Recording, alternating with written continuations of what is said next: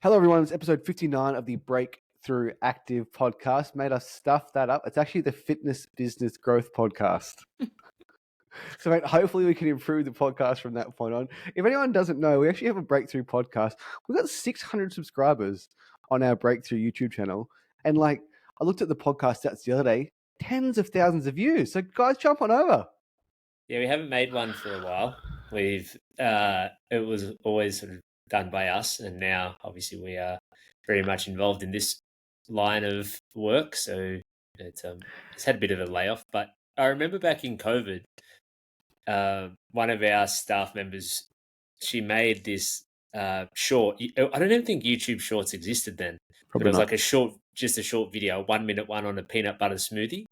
And it absolutely caught fire, 160,000 views. I haven't checked it for a few years. Yeah, It might be more. It's about 200,000 now. It was Brody making a peanut butter smoothie. Yeah. And all men around the world fell in love with her. Yeah, a lot of Indians. I remember seeing a lot of those ones. But yeah, we got lots of subscribers. Way more than our YouTube channel here.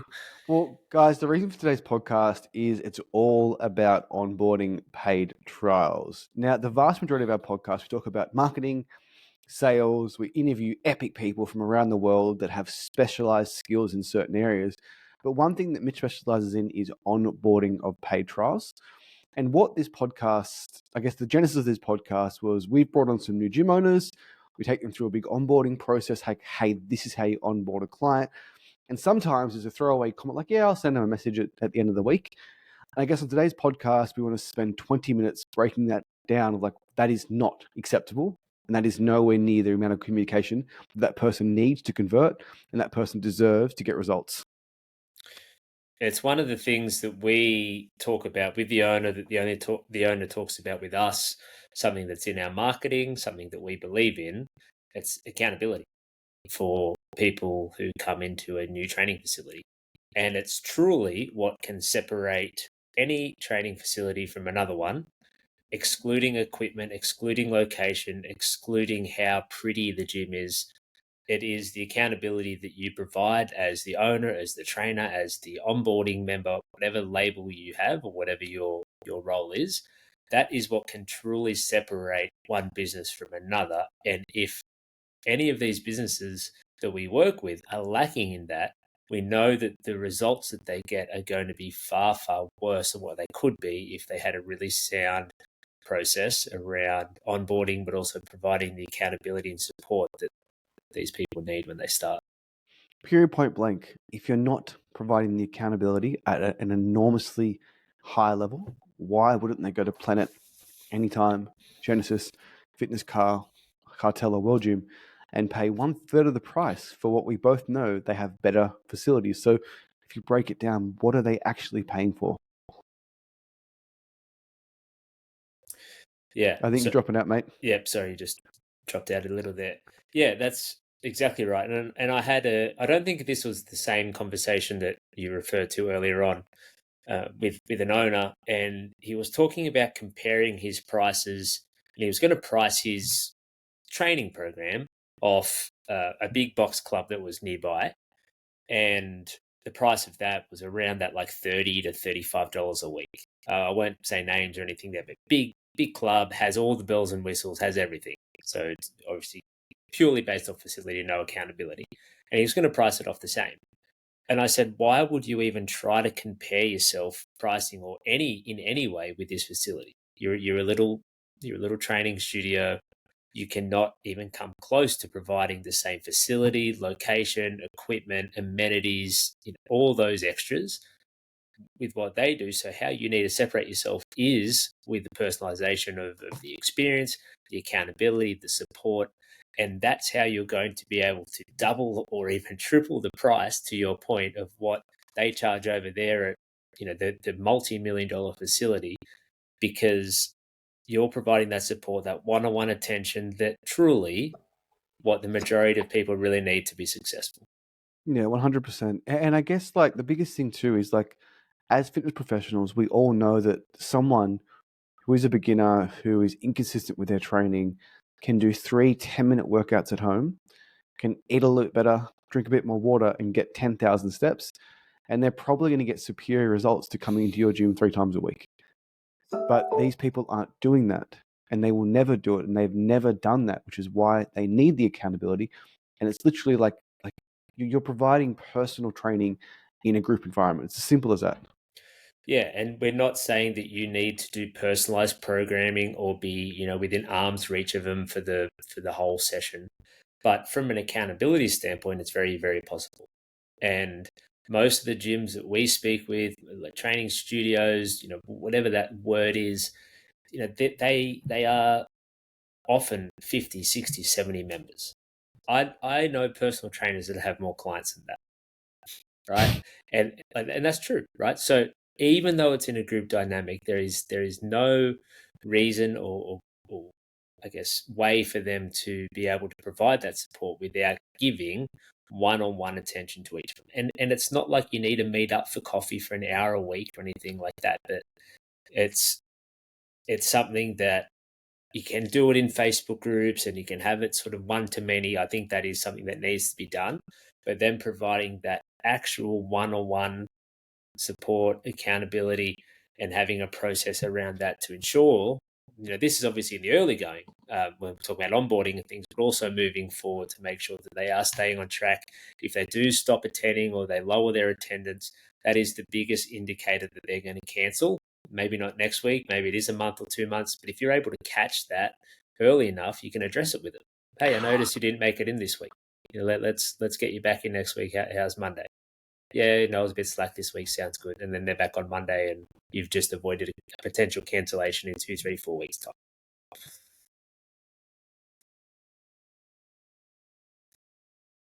You there, mate? I think you dropped out again. Yeah. I was just saying how important, like a weekly, and we like weekly communication for ongoing members, but in the early going, it needs to be much more frequent than that. And I think that's what we're going to discuss here with new starters. Let's dive deep into onboarding itself. We spoke about accountability, retention once they become a member. But I could make a really strong argument, but onboarding, the communication needs to be even more frequent. We're talking semi-daily. And I think gym owners drastically overestimate how much time it requires to onboard new paid challengers, because at any given point, you may have 10 to 15 people trialing your gym on some type of challenge. We're talking about putting 10 to 15 minutes in your calendar, Monday, Wednesday, Friday, to send messages, to call them, to email them. And the response I get, mate, is, can we automate this process? You can have like an automating email sequence about like nutrition stuff and how to improve health metrics outside the gym. But like the message has to say, hey, Sally, super proud of you this morning. Your bad right knee. Sorry to hear about that. I'm so glad we could provide an alternative in studio so you can get the same results as everyone else in the gym. Like you have to personalize that onboarding message. Yeah, that's right. And it's not enough just to do it weekly, or some people are doing it even less frequently than that, and they're wondering why people aren't converting, after the few weeks trial. And that's where it requires you to confirm the first session. It requires you to check in after that first session. It requires you to see when they're going to be coming next. It requires for you to do a weekly checkup, see how they're feeling. And as they progress through that trial, obviously depends on the length of it and everything, that they over time they will need less and less attention. But those first few weeks, they are the time when you need to be up their ass in a very nice way. And this is your line that I'm sure you've used a million times. It's like, I need to apologize for being very annoying, but I am going to be communicating with you a lot because I know how important these first few weeks are to make sure we're able to develop good habits and good routines. Is that okay? And they're like, oh, yeah, absolutely. So not only are you saying what you're going to do, but then you're fulfilling it, because in all honesty, that's actually what people need there at the start. If they've had a good amount of time off exercise, they're in terrible habits, it's hard to start something new. So they need to know they've got someone in their corner checking up on them. So we make the sale into Breakthrough Active or with our done for you service gyms all over Australia and New Zealand. We send someone, hey, gym owner, you have a new client. The next message has to be in the first 24 hours saying, hey, it's Jayme from Breakthrough Active. So excited to have you on board with our gym. Love to organize a quick 5-minute phone call just to get to know you, to understand more about your goals. I know that you want to lose weight, but more importantly, I just want to confirm that first session. Make sure you understand where the gym is, what you need to bring, so that first session goes as smoothly as possible.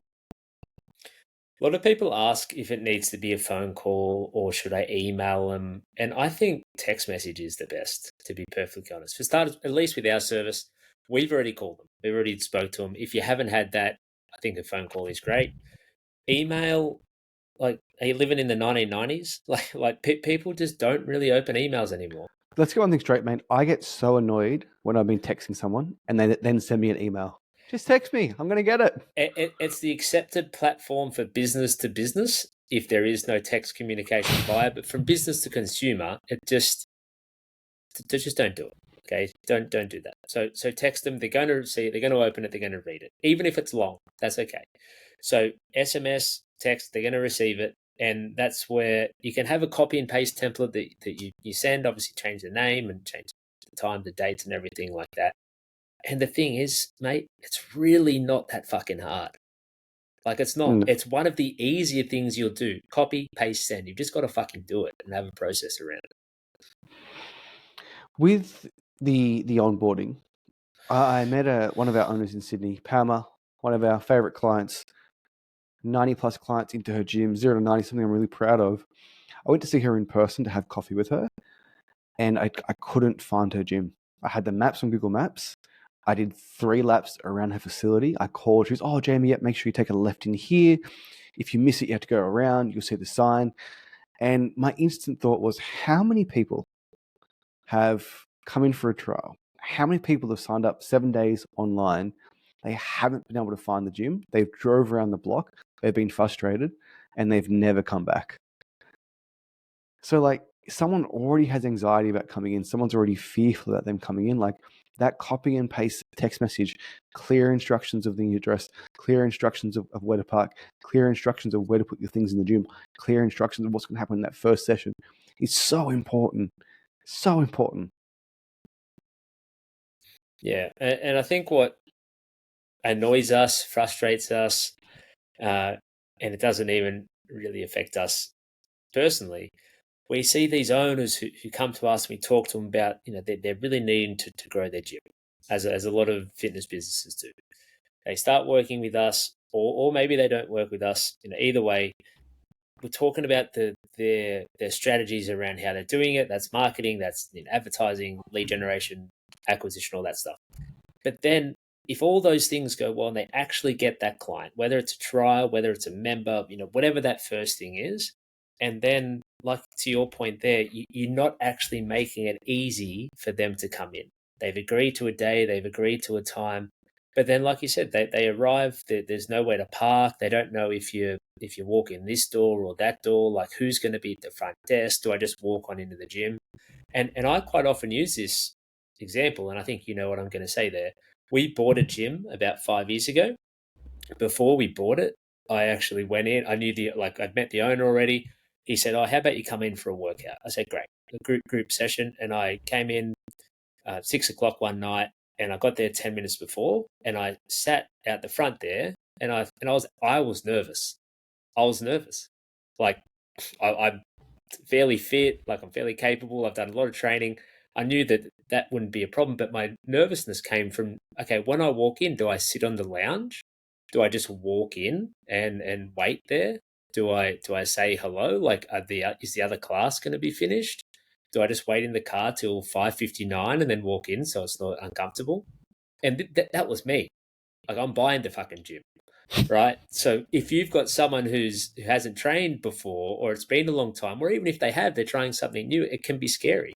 So just providing as clear instructions so they feel as comfortable as possible to be like, okay, when I arrive, I'm going to do this. I'm going to park here. I'm going to walk in this door. You're going to see this sign. You see this desk. Come in here. You can sit down there. Steve, the trainer there, is going to greet you, say hello, and look after you. You pop your bag down. This is where your keys go, etc.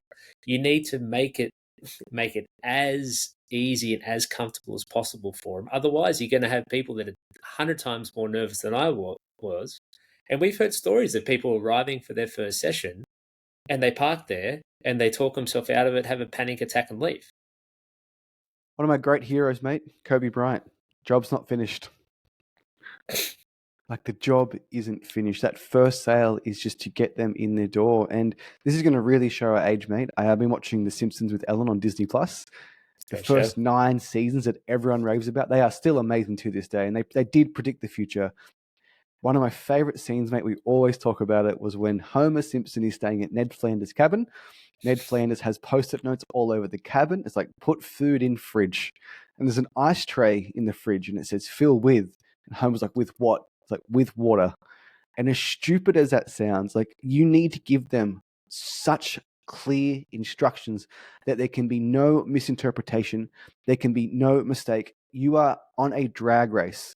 If there is a small pebble on the road, that car is going to crash and flip. Straight line, no objections, no roadblocks from the sale to their first session.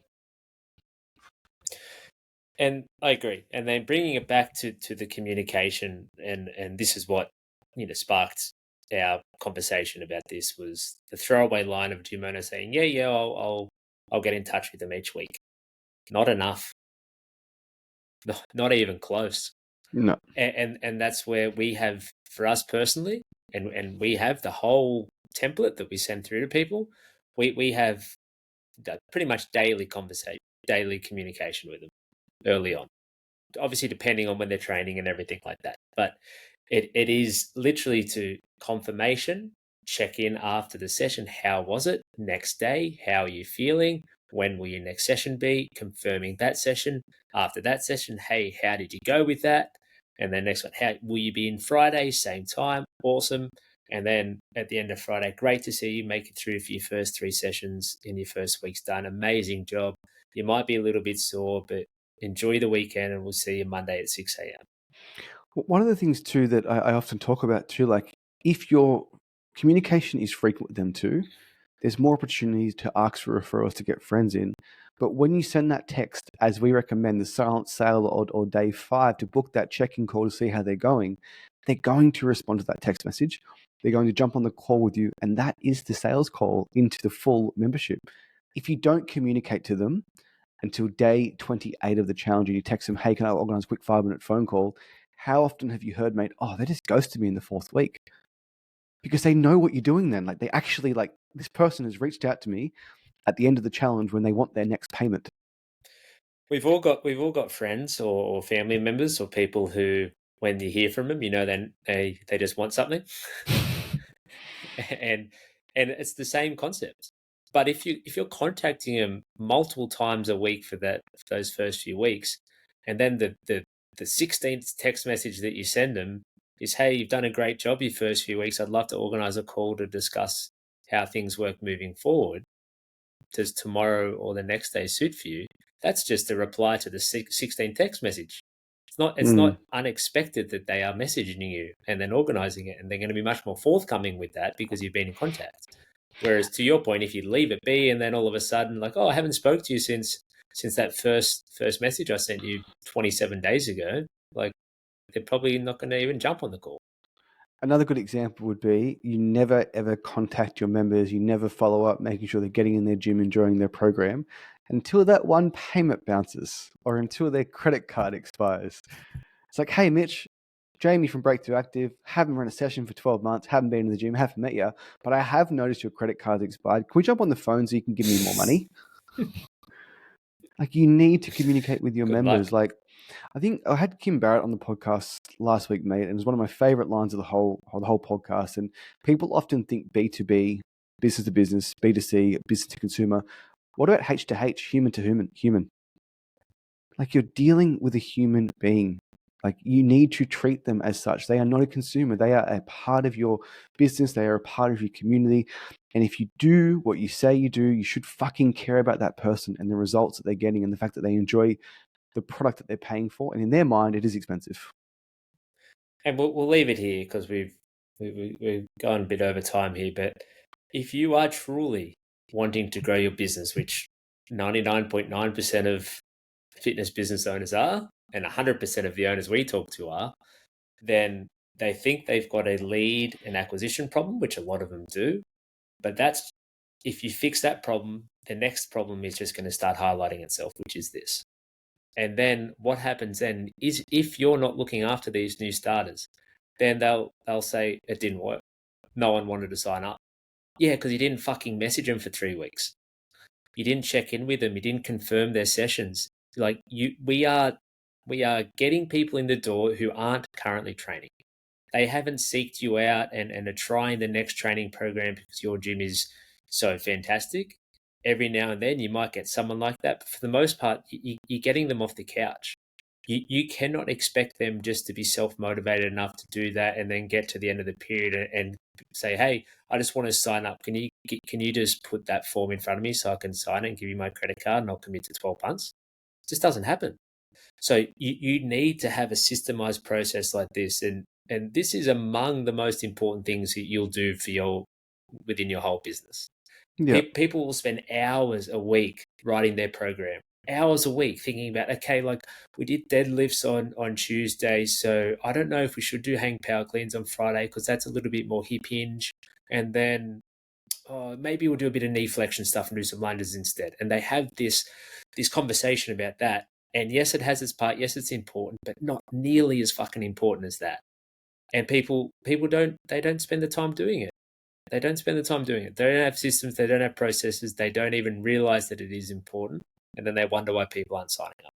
So to absolutely top this episode off and to recap, 3 things when it comes to onboarding. The second that first sale is made, the next person should reach out via text to welcome them and explain to them in very clear instructions the next steps from their session time to where they park, to what they do when they arrive at the gym, to what's going to happen in that first session. From there, you should be communicating with them every day, every second day, every third day, checking on them, making sure they're getting awesome results, and setting up that future call to sign them into a membership, also to ask for referrals and to also make sure they are getting results. If you do those things, you are going to convert more members. If you carry that on to the actual membership, you're going to retain members longer. Agree. Mate, let's wrap it up there. Thanks for jumping on. Episode 59 in the books. Next week, episode 60, Pineapple Fitness. Britt and Shell will join the show to share their success story. Thanks, mate. Thanks, guys.